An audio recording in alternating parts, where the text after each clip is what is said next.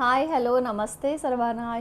माझ्या यूट्यूब चॅनलवरती soul journey ह्या चॅनलवर तुमचं सर्वांचं खूप खूप स्वागत आहे. आज नवीन वर्ष, आज 1 जानेवारी.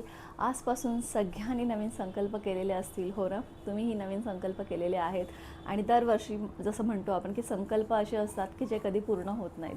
पण जर मी तुम्हाला एक गोष्ट सांगितली की तुमचे संकल्प पूर्ण होऊ शकतात, तर ती गोष्ट तुम्ही मान्य करावीच लागेल, कारण ह्याच्यावरती प्रूवन फॅक्ट्स आहेत. तर तुम्ही संकल्प जे करता ना, ते तुमच्या माइंडमध्ये असतात, पण ते जर तुम्ही लिहून काढलेत आणि तुमच्या डोळ्यासमोर सतत ठेवले, तर त्या संकल्पाचं बनतं विजन बोर्ड. येस, करेक्ट ऐकलं. आणि ह्या विजन बोर्डचे 2 फायदे आहेत. हे तुमच्या विजन म्हणजे तुमच्या दृष्टीच्या समोर रोज राहणं खूप गरजेचं आहे. जेव्हा तुम्हाला जे जे करायचं आहे, तुमचे गोल्स, तुम्हाला स्वतःला जे घालून द्यायचे नियम आहेत की मला सकाळी 6 वाजता उठायचं आहे, मला रोज योगा करायचं आहे, मला माझ्या आयुष्यामध्ये XYZ अचीव करायचं आहे, हे सगळं तुम्ही विथ क्लॅरिटी तुम्हाला लिहायचं आहे, विथ फिलिंग्स तुम्हाला ते लिहायचं आहे की हे अचीव झाल्यानंतर किंवा हे पूर्ण झालं तुम्हाला कसं वाटेल. आणि ते विजन बोर्ड तुमच्या डोळ्यासमोर तुम्ही लिहून ठेवा आणि रोज पहा. रोज त्याच्यावरती ते एखादं जे लक्ष्य आहे, तुमचं जे गोल आहे, ते पूर्ण करण्यासाठी तुम्हाला काय एफर्ट्स घ्यायचे, काय ॲक्शन घ्यायचे, हे तुमच्या डोक्यात येत राहील. त्यामुळे संकल्प फक्त करू नका, कारण संकल्प हे तुटतात.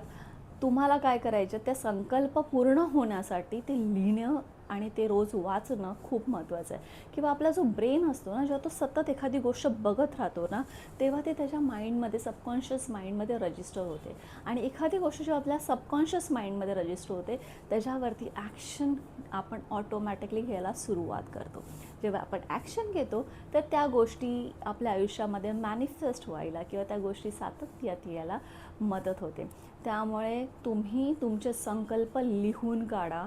संकल्प से सिद्धी तुम्ही ऐकलं असाल. जेव्हा तुम्ही संकल्प करता, आणि हे law of attraction, law of manifestation, हे सगळे आता इंग्लिश टर्मिनॉलॉजी आल्यापासून आपल्याला ते काहीतरी फॅन्सी वाटतं, पण हे आपल्या अध्यात्मामध्ये, पुराणांमध्ये, आपल्या सगळ्या ऋषीमुनींनी हे लिहून ठेवलेलं आहे की तुम्हाला संकल्प करावे लागतील, ते संकल्प रोज वाचावे लागतील. त्या संकल्पातूनच तुम्ही घडत जाणार. इतके सुंदर मनाचे श्लोक रामदास स्वामींनी लिहून ठेवलेले आहेत आपल्यासाठी. मनाला तुम्हाला पहिलं स्ट्रॉंग करायचं. तुमचं मन म्हणजे तुमचं माइंड जेव्हा स्ट्रॉंग असेल आणि ते रोज तुमच्या संकल्पावरती काम करेल, तेव्हा ते नक्की तुमच्या आयुष्यामध्ये अचीव होण्यासाठी किंवा मिळवण्यासाठी तुम्हाला मदत होईल. तर तुम्हाला जर ही इन्फॉर्मेशन खरंच आवडली असेल, तर लगेच आता हा व्हिडिओ संपल्यानंतर तुम्हाला एक पेपर घ्यायचा आहे किंवा तुमची एक डायरी घ्या, किंवा तुमच्या घरामध्ये जर एक बोर्ड असेल, त्या बोर्डवरती तुमचे विजन्स लिहा. या 1 महिन्यात तुम्हाला काय करायचं आहे, पुढच्या 6 महिन्यात तुम्हाला काय करायचं आहे, येणाऱ्या वर्षात तुम्हाला काय करायचं आहे, तुम्हाला पुढच्या 5 वर्षाचं काय विजन आहे, हे विजन, हे गोल्स तुम्ही लिहून ठेवा आणि त्याच्यावरती ॲक्शन घ्या. बघा, तुमची जी काही स्वप्न असतील, तुमच्या जे काय अपेक्षा असतील, त्या लवकरात लवकर पूर्ण होतील. आणि त्याचबरोबर ग्राउंडेड राहा, ग्रॅटिट्यूड फील करा. तुमच्या आयुष्यात जे जे आहे त्याबद्दल तुम्ही ग्रॅटिट्यूड फील करणं खूप गरजेचं आहे. कारण आपण काय करत असतो ना, की सतत नेगेटिव्ह ऊर्जा आपण स्वतःला देत असतो. नेगेटिव्ह ऊर्जा कुठून येतो, तर आपल्या शब्दातून येते की अरे यार, माझं काही होतच नाही आहे, मला दिवसभर बरंच वाटत नाही, मी सतत आजारीच असतं, माझ्या हाताला काही यशच नाही आहे, माझे नशीबच फुटकं आहे. हे जे चुकीचे शब्द आणि चुकीचे वाक्य आपण सतत बोलत राहतो स्वतःसाठीच, तेच आपल्याला नेगेटिव्ह ऊर्जा देत असतं. आणि आपल्याला माहिती आहे की आपली वास्तू, आपला आजूबाजूचा भोवतालचा परिसर आपल्याला तथास्तू बोलत असतो. तर कारण आपण जे बोलतो तेच आपल्याला पाहिजे असं युनिवर्सला वाटतं, आणि युनिवर्स तुम्हाला मग तेच देत राहतं. तर तुम्ही जितकं वाईट बोलाल तितकं वाईट अट्रॅक्ट कराल. त्यामुळे तुम्ही चांगलं बोला, देवाचं नामस्मरण करा, चांगल्या लोकांच्या संगतीत राहा, चांगले विचार करा, आणि तुम्हाला जे अचीव करायचं आहे त्यासाठी ॲक्शन घ्या. बघा, लवकरात लवकर तुमच्या आयुष्यामध्ये एक आमूलाग्र बदल दिसून येईल.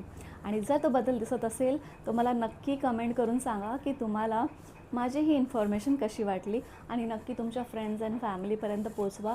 आणि कसं आहे ना, मला असं वाटतं की जे रिच बनण्याचं जे काही मेकॅनिझम किंवा जे जे काही गुप्त आहे ना, हे ह्या सगळ्या गोष्टींमध्ये आहे. जी रिच लोक आहेत ते अशीच रिच झालेले नाही आहेत. त्यांनीही सातत्याने काही गोष्टींवरती एफर्ट्स टाकलेले आहेत, काम केलेलं आहे. त्यामुळे ते आज पुढे जाऊन रिच झालेले आहेत किंवा नावलौकिक त्यांचं झालेलं आहे. जर आपल्यालाही त्या स्टेजपर्यंत पोचायचं असेल तर आपल्याला त्यांच्याकडून शिकावं लागेल.